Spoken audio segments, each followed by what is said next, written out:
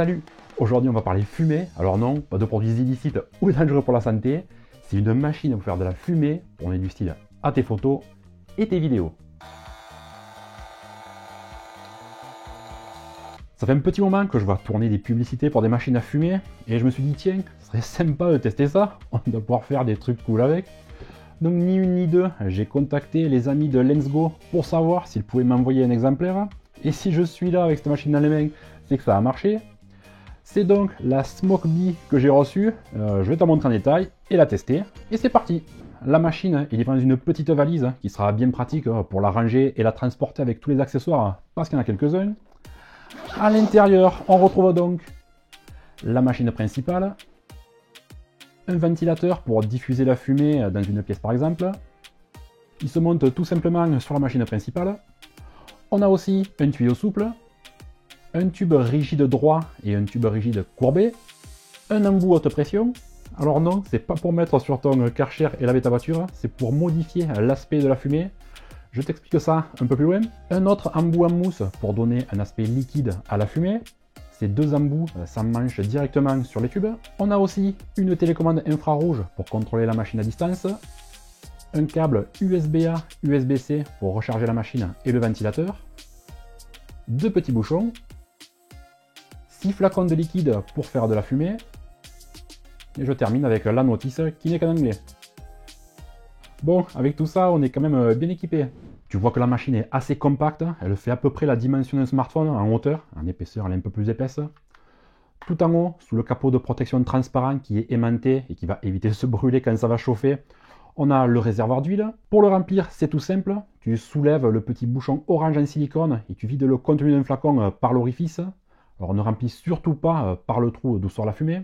Quand c'est fait, assure-toi de bien refermer le bouchon orange et que ce soit bien étanche pour éviter les fuites, pour pas mettre de l'huile de partout déjà. Et surtout, si tu mets mal le bouchon, la machine fonctionnera mal ou pas du tout, car elle n'arrivera pas à créer la dépression nécessaire pour aspirer l'huile. En dessous, on a le port USB-C pour recharger la machine, un filetage 1/4 de pouce et un passant pour mettre une dragonne. Une charge complète prend environ 3 heures et tu pourras utiliser la machine pendant 18 minutes. Alors ça demande quand même beaucoup d'énergie, la machine fait 40 watts. Ça semble peu, mais il faut remettre les choses dans leur contexte. Faire de la fumée pendant 18 minutes, ça fait beaucoup, je te laisse essayer. Tu vas pulvériser pendant 5 à 10 secondes à chaque fois en fait. Je te laisse donc faire le calcul sur combien de fois tu pourras répéter l'opération.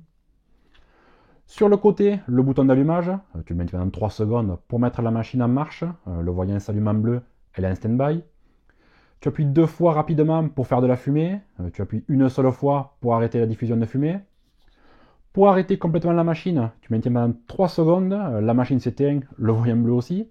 Si la machine bip et que le voyant s'allume en vert, c'est que le réservoir est mal installé, alors éteins-la de suite et vérifie-moi ça. Je le répète, mais c'est important, remonte toujours ce capot de protection avant de mettre la machine en marche pour éviter de brûler, parce que ça devient vraiment très chaud. Du côté du ventilateur pour diffuser la fumée, pas grand chose à voir, il est autonome, il a sa propre batterie, il y a un port USB-C sur le côté pour le charger, il faudra compter sur 2 heures pour le charger complètement, et tu pourras l'utiliser pendant 5 heures. La vitesse de ventilation est réglable sur 3 vitesses, tu appuies simplement sur le bouton, ça démarre sur la vitesse la plus lente, et à chaque pression ça accélère, la diode change de position à chaque impulsion pour t'indiquer la vitesse, tu appuies une 4e fois pour l'arrêter. Tu vois que pour l'instant l'utilisation ne demande pas de compétences incroyables, tu sais appuyer sur un bouton, tu devrais t'en sortir. Pour créer une atmosphère enfumée dans une pièce, c'est l'accessoire parfait, ça va vite, alors utilise-le avec modération. L'utilisation avec les différents tubes est tout aussi facile, il suffit de les enclencher un peu en force dans l'embout, tout simplement. Choisis le bon suivant ce que tu veux faire. Tu veux envoyer de la fumée en direct sur l'avant, le tube droit est fait pour ça.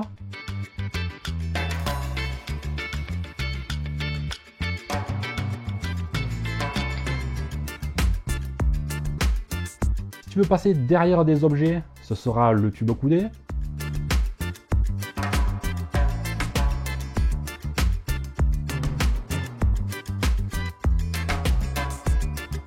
Et si tu veux aller dans des endroits un peu moins faciles d'accès ou faire l'hélicoptère, le tuyau souple est là pour ça.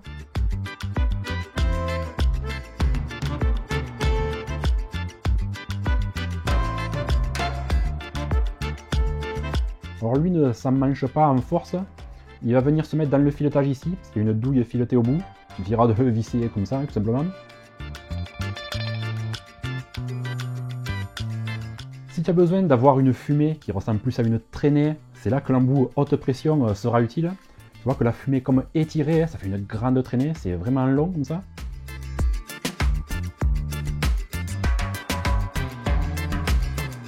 Pour donner un effet de carboglace, c'est l'embout en mousse qu'il faudra utiliser. Tu vois que la fumée a un bel effet de neige carbonique, mais sans les inconvénients du froid. Pas besoin de gants pour manipuler, là tu pourras mettre les mains dedans en toute sécurité.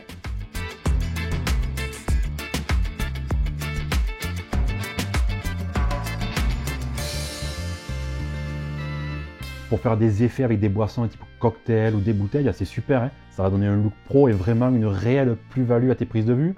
Alors attention, quand tu vas utiliser cet embout en mousse pour faire de la carboglace, tu risques d'avoir des résidus de gras, des dépôts de gras. C'est dû au fait que la fumée qui normalement doit s'évaporer et partir dans les airs est condensée par cette mousse et en fait l'huile est légèrement réassemblée, si je peux dire, et donc va se déposer sur les choses que tu as filmées, sur ton plan de travail. Et tu vas avoir un petit peu de gras. Donc ça nettoie facilement hein, avec un papier absorbant, un petit peu d'eau chaude. Ça nettoie, hein, c'est pas définitif, c'est rien n'est abîmé. Hein. Mais voilà, si tu filmes des produits culinaires, tu pourras pas les manger, hein, attention. Bon voilà, je voulais le préciser, maintenant au retour à la vidéo. Avec la télécommande, tu pourras contrôler la machine à distance, sur un tournage ou un shooting photo, tu l'allumes pour qu'elle soit en stand-by et tu la caches dans un coin. Tu auras juste à appuyer sur la télécommande pour démarrer et arrêter la production de fumée à distance. Donc voilà, les possibilités de création sont infinies. Là, c'est toi qui vas imaginer ce que tu veux faire. J'arrive à la question que tu dois sûrement te poser. Est-ce que la fumée a une odeur et surtout, est-ce qu'elle est nocive? Alors écoute, ça fait plusieurs jours que j'utilise la machine et je peux te dire qu'il y a une légère odeur, mais c'est pas désagréable. Hein. Ça sent un peu comme l'huile chaude, l'huile mécanique chaude. Pas l'huile de friture, hein, c'est pas pareil, l'huile mécanique. Le liquide est composé de glycérine végétale et de propylène glycol. C'est sans danger pour l'environnement et non toxique à une utilisation normale. Il ne faut pas non plus s'envoyer la fumée directement dans les narines ou ailleurs, tu m'as compris. Sur la boîte et les flacons, il y a bien les logos, hein, comme quoi le produit satisfait la réglementation européenne.